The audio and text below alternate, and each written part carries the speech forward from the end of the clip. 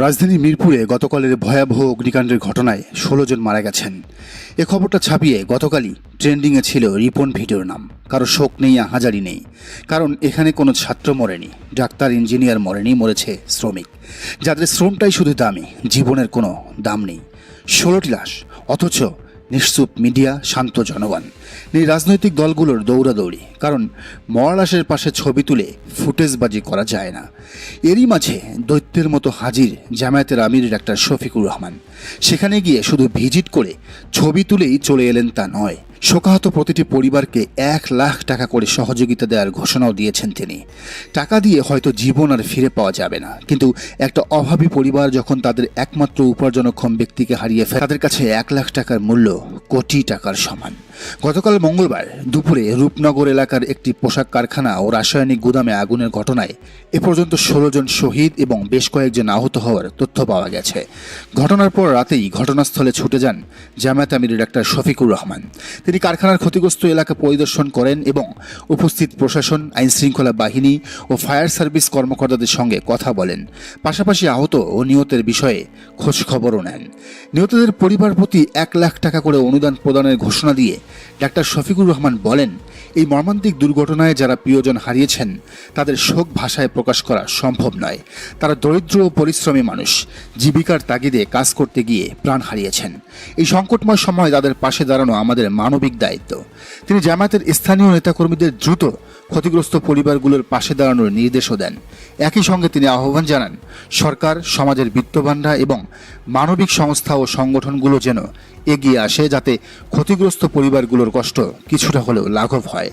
এর আগে এক শোকবার্তায় ডাক্তার শফিকুর রহমান এই দুর্ঘটনার প্রকৃত কারণ অনুসন্ধানে নিরপেক্ষ তদন্তের দাবি জানান এবং দায়ীদের বিরুদ্ধে আইনানুগ ব্যবস্থা গ্রহণের আহ্বানও জানান। একই সঙ্গে নিহতদের পরিবারকে উপযুক্ত ক্ষতিপূরণ ও আহতদের সর্বাত্মক চিকিৎসা সেবা নিশ্চিত করার জন্য সংশ্লিষ্ট কর্তৃপক্ষের প্রতি অনুরোধ জানান। ডাক্তার শফিকুর রহমান যখন ক্ষতিগ্রস্ত পরিবারের পাশে দাঁড়ানোর জন্য মিরপুরে, তখন শুধু শ্রমিকরা নন, খুশি হয়েছেন সেনাবাহিনীর সদস্যরাও।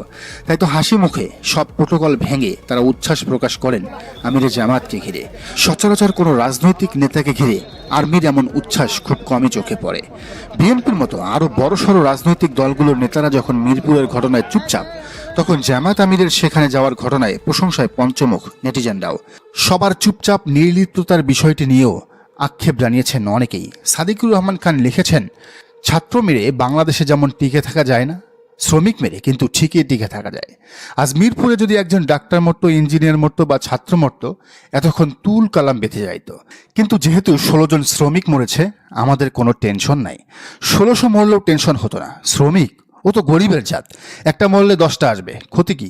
রানা প্লাজায় মরেছে 1200 জন, কি হয়েছে তাতে? কিচ্ছু না। তাজরিনে মরেছে, তাতে কি হয়েছে? কিচ্ছু না। 2টা শোকগাথা, 3টা আহাউহু, তারপর স্বস্তির ঘুম। অথচ রানা প্লাজায় 1200 শ্রমিককে যদি আমরা আবু সাইদের মতো আমাদের ভাই মনে করে রাস্তায় নামতাম, জুলাইয়ে 2000 আবু সাইদকে মরতে হতো না। আজকের 16 আমাদের কাছে ফিরে আসবে। এই যে আজ 16 জন শ্রমিক পুড়ে মরে গেল, আমরা চুপ থাকলাম, সামনে আরও পড়বে, আমরা তখনও চুপ থাকবো। এরপরের আগুনটা লাগবে আপনার আমার বাসায় বা রেস্টুরেন্টে, ওইবার পুরো যাব আমি আপনি। ভাই বোন হারিয়ে কাঁদতে কাঁদতে বলবো, আমার ভাই পুড়লো কেন? আমার সাথে কেউ সুর মেলাবে না। দুর্নীতিবাজ জানোয়ার আমলারা পাল তাঁত বের করে হাসবে। ডিসি অফিস থেকে মিলবে 1 লাখ টাকার চেক, কিন্তু আমার ভাই পুড়লো কেন, এই প্রশ্নের জবাব কেউ দেবে না। আমরা সেদিন বিড়বিড় করে বলবো, কি দোষ ছিল আমাদের? মিরপুরের 16 জন শ্রমিক তখন আসমান থেকে ফিসফিস করে বলবে, দোষ তো স্যার আমাদেরও ছিল না। যেদিন আমাদের পোড়ানো হলো সেদিন তো কিছু বলেননি। আমাদের এই নীরবতা একদিন আগুন হয়ে আমাদের দিকেই ফিরবে। যেমন রানা প্লাজা ফিরেছে, তাজরিন ফিরেছে, আমরা যেন সেই আগুনের জন্য প্রস্তুত থাকি। দর্শক, আপনার কি মনে হয় জানান কমেন্টের ঘরে। আর এই চ্যানেলে নতুন হলে অবশ্যই সাবস্ক্রাইব করে বেল আইকনটি বাজিয়ে রাখুন।